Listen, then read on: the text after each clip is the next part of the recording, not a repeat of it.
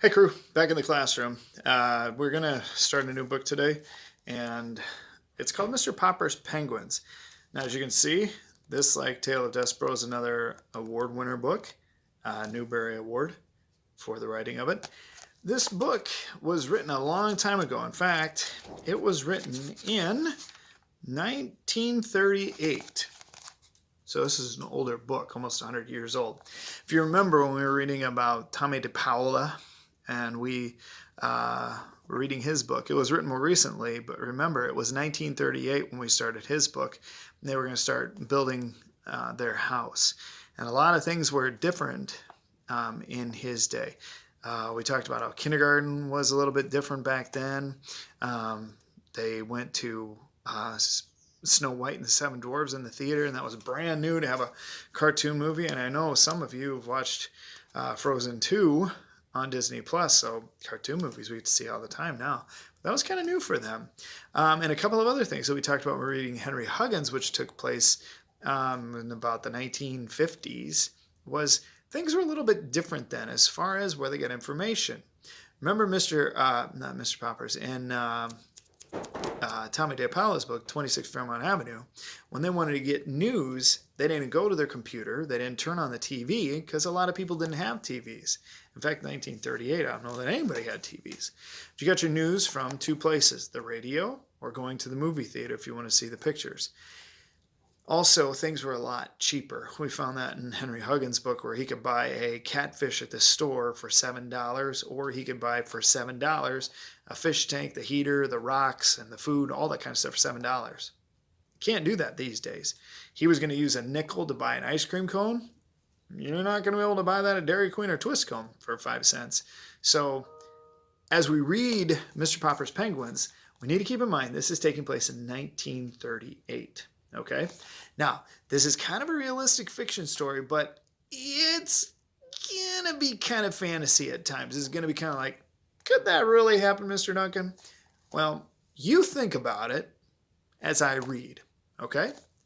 Mr. Popper's Penguins by Richard and Florence Atwater. Two authors on this book, husband and wife. All right, so let's get started. Chapter 1, Stillwater. It was an afternoon in late September.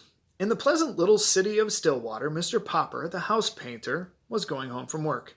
He was carrying his buckets, his ladders, and his boards, so he had rather a hard time moving along. He was spattered here and there with paint and calcimine, and there were bits of wallpaper clinging to his hair and whiskers, for he was rather an untidy man. The children looked up from their play to smile at him as he passed, and the housewives, seeing him, said, "Oh dear, there goes Mr. Popper. I must remember to ask John to have the house painted over in the spring." No one knew what went on inside of Mr. Popper's head, and no one guessed that he would one day be the most famous person in Stillwater. He was a dreamer. Even when he was busiest smoothing down the paste on the wallpaper or painting the outside of other people's houses, he would forget what he was doing. Once he had painted 3 sides of a kitchen green and the other side yellow. The housewife, instead of being angry and making him do it over, had liked it so well that she had made him leave it that way. And all the other housewives, when they saw it, admired it too, so that pretty soon everybody in Stillwater had 2-colored kitchens. The reason Mr. Popper was so absent-minded was that he was always dreaming about faraway countries. He had never been out of Stillwater. Not that he was unhappy. He had a nice little house of his own, a wife whom he loved dearly, and 2 children named Janie and Bill. Still, it would have been nice, he often thought, if he could have seen something of the world before he met Mrs. Popper and settled down. He had never hunted tigers in India, or climbed the peaks of the Himalayas, or dived for pearls in the South Seas. Above all, he had never seen the poles. Remember what the poles are? Remember North Pole and South Pole are the 2 ends of the earth. On the North Pole, we have places like Alaska and northern Russia and stuff. And the South Pole is where we find Antarctica, cold places. That's where he really wanted to go. That was what he regretted most of all. He had never seen those great shining white expanses of ice and snow. How he wished that he had been a scientist instead of a house painter in Stillwater, so that he might have joined some of the great polar expeditions. Since he could not go, he was always thinking about them. Whenever he heard that a polar movie was in town, he was the first person at the ticket window, and often he sat through 3 shows. Whenever the town library had a new book about the Arctic or the Antarctic, the North Pole or the South Pole, Mr. Popper was the first to borrow it. Indeed, he had read so much about polar explorers that he could name all of them and tell you what each had done. He was quite an authority on this subject.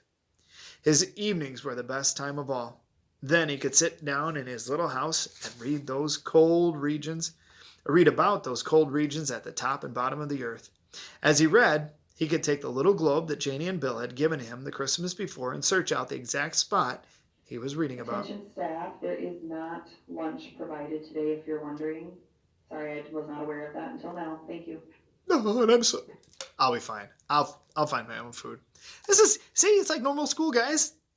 Interruptions. Let's get back to it. Okay, so he would search out the exact spot he was reading about. So now as he made his way through the streets, he was happy because the day was over and because it was the end of September. When he came to the gate of the neat little bungalow at 432 Proudfoot Avenue, he turned in. "Well, my love," he said, settling down his buckets and ladders and boards and kissing Mrs. Popper, "the decorating season is over. I have painted all the kitchens in Stillwater. I have papered all the rooms in the new apartment building on Elm Street. There is no more work until spring, when people will want their houses painted." Mrs. Popper sighed. "I sometimes wish you had the kind of work that lasted all year instead of just from spring until fall," she said.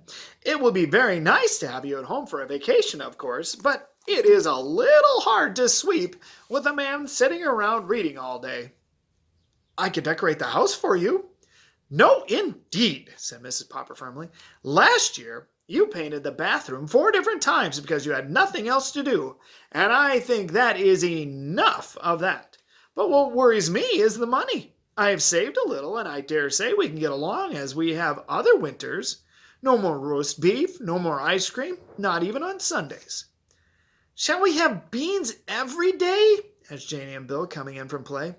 "I'm afraid so," said Mrs. Popper. "Anyway, go wash your hands for supper. And, Papa, put away this litter of paints, because you won't be needing them for quite a while." So, we know about Mr. Popper. He's a painter. His wife, and he has 2 children. They live in their little house. As a house painter, he only paints during certain months of the year. Now, it's the end of September. We're heading into what season? Yup, fall. And then we're going into winter. Not as much outside painting being done then, and that's why he says, "I could do some inside stuff." Does she seem too excited about that idea? Yeah, no, not so much. Sounds like he's made some messes in the house and she doesn't want that anymore. So, he is a dreamer, though.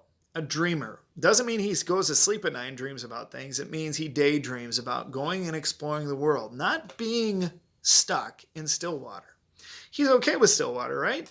But he still would like to see the rest of the world. So let's see what happens. Chapter 2, The Voice in the Air. That evening, when the little Poppers had been put to bed, Mr. and Mrs. Popper settled down for a long, quiet evening.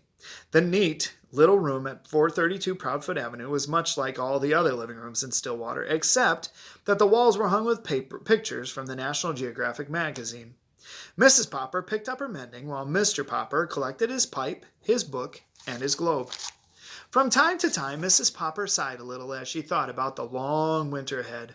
Would there really be enough beans to last? She wondered. Mr. Popper was not worried, however. As he put on his spectacles, he was quite pleased at the prospect of a whole winter of reading travel books with no work to interrupt him. He set his little globe beside him and began to read. "What are you reading?" asked Mrs. Popper. "I am reading a book called Antarctic Adventures. It is very interesting.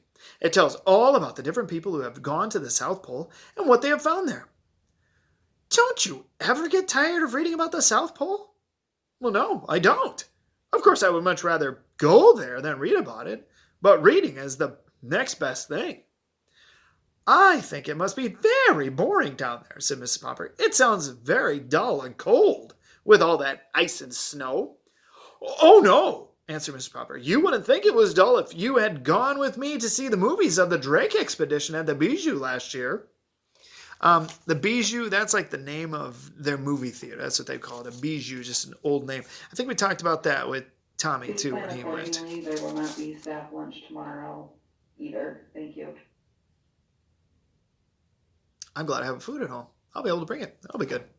All right, so moving on. So Bijou, so he's talking about, again, where he gets his news at the movie theater. Well, I didn't, and I don't think any of us will have any money for the movies now, answered Mrs. Popper a little sharply. She was not at all a disagreeable woman, but she sometimes got rather cross when she was worried about money. If you had gone, my love, went on Mr. Popper, you would have seen how beautiful the Antarctic is. But I think the nicest part of all is the penguins.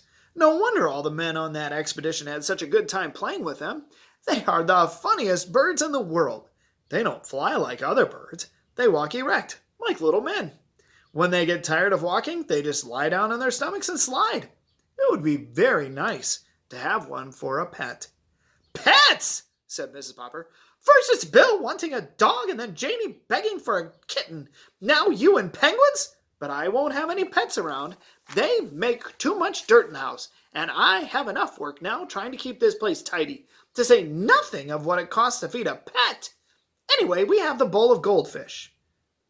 Penguins are very intelligent, continued Mr. Popper. Listen to this, Mama. It says here that when they want to catch some shrimps, they all crowd over to the edge of an ice bank. Only they don't just jump in, because a sea leopard might be waiting to eat the penguins. So they crowd and push until they manage to shove one penguin off to see if it's safe. I mean, if he doesn't get eaten up, the rest of them know it's safe for all of them to jump in. Dear me, said Mrs. Popper in a shocked tone. They sound like pretty heathen birds. It's a strange thing, said Mr. Popper, that all the polar bears live at the North Pole and all the penguins at the South Pole. I should think the penguins would like the North Pole too, if they only knew how to get there.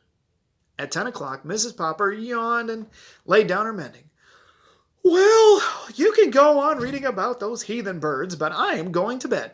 Tomorrow is Thursday, September 30th, and I have to go to the first meeting of the Ladies' Aid and Missionary Society. September 30th, said Mr. Popper in an excited tone. You don't mean that tonight is Wednesday, September 29th? Why, yes, I suppose it is, but what of it? Mr. Popper put down his book of Antarctic adventures and moved hastily to the radio. What of it? He repeated, pushing the switch. Why, this is the night of the Drake Antarctic expedition is going to start broadcasting. Well, that's nothing, said Mrs. Popper. Just a lot of men at the bottom of the world saying, hello, Mama, hello, Papa. Shh, commanded Mr. Popper, laying his ear close to the radio. There was a buzz, and then suddenly, from the South Pole, a faint voice floated out into the Popper living room. So he turned on their radio, and the men who are at the South Pole are broadcasting over the regular radio. This is Admiral Drake speaking. Hello, Mama. Hello, Papa. Hello, Mr. Popper. Gracious goodness, exclaimed Mrs. Popper. Did he say Papa or Popper? Hello, Mr. Popper up there in Stillwater. Thanks for your nice letter about the pictures of our last expedition. Watch for an answer. Not by a letter, though, Mr. Popper. Watch for a surprise. Signing off. Signing off. You wrote to Admiral Drake? Well, yes, I did, Mr. Popper admitted. I wrote and told him how funny I thought the penguins were. Well, I never, said Mrs. Popper, very much impressed. Mr. Popper picked up his little globe and found the Antarctic. And to think, he spoke to me all the way from there, and he even mentioned my name. Mama, what do you suppose he means by surprise? I haven't any idea, answered Mrs. Popper, but I'm going to bed. I don't want to be late for the Ladies' Aid and Missionary Society meeting tomorrow morning. And we'll stop there. So, Mr. Popper, pretty excited about those Arctic explorers. Now, keep in mind, this was in the 1930s when people were exploring. Now we read about McMurdo Station. Some of you read about that in our reader books. And I was talking at McMurdo Station. They do a lot of experiments and checking things out in the Antarctic and watching what the polar ice caps are doing and studying different animals that live there. Well, at this time, the people who were going there didn't have stations. They had dog sleds that they would take and go across these cold areas, and it was dangerous stuff. But the explorers who would go, they were trying to see who could get to the exact South Pole, that spot first, and they were planting their nation's flags and things like that. That's who this Admiral Drake is that Mr. Popper is following the exploring of.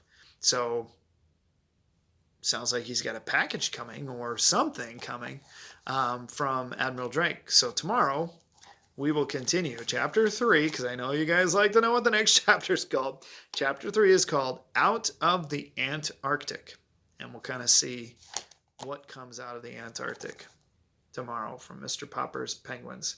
Gotta figure out how to make this stuff not be backwards. Can you read backwards? It looks more like Snignip Srib Pop Urman. I don't know, something like that. Okay? Catch you guys later.